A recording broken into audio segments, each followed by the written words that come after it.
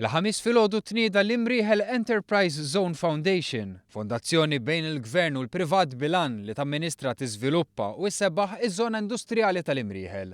Żona li għal snin sħaħ tħallit tintelaq u l-potenzjal tagħha ma kienx sfruttat. Fit-tnedija ta' din il-Public-Private Partnership il-ħamis filgħodu f'Kastilja kien spjegat kif din il-fondazzjoni għandha 19 il-fundatur, 18 il-kumpanija privata flimkien ma' Projects Malta. Dan flimkien ma' rappreżentanza anke tan-negozji żgħar mill-GRTU u l-Kunsill Lokali ta' Birkirkara fost oħrajn. It-18 il-kumpanija kbar u medji involuti bejnietom iħadmu ma' 6,000 persuna.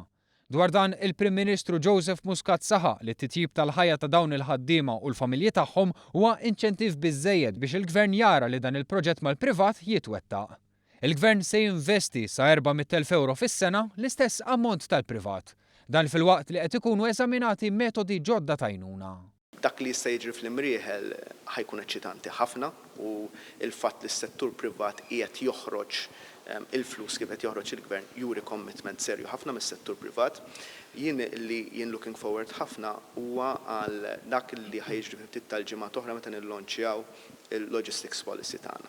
Logistics policy li ħajamela possibbli f'pajjiżna jkollna special economic zones. Il-Prim Ministru spjega x'jifhem b'żoni ekonomiċi speċjali u l-vantaġġi tagħhom. Special economic zones jfisser postijiet fejn jistgħu nattiraw, jibbażaw ruhom u jittradjaw ċertu kumpaniji f'commodities f'affarijiet oħra.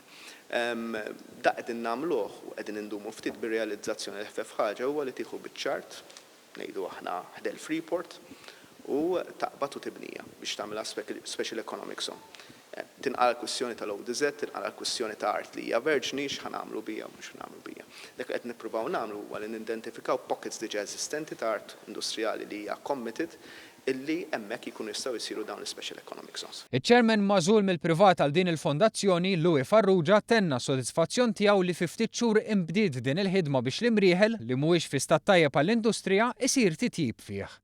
Il-Ministru Konrad Mizzi, responsabbli minn Projects Malta, innota l-attività u diversità li hemm għaddejja fiż-żona industrijali tal-Imrieħel u tenna l-bżonn li tkun riġenerata għal distrett ta' negozju modern. Min-naħa tiegħu il-Ministru għall-Ekonomija, Investiment u Intrapriżi Żgħar Chris Cardona innota li din il-PPP hija turija ta' fiduċja reċiproka bejn il-Gvern u l-privat.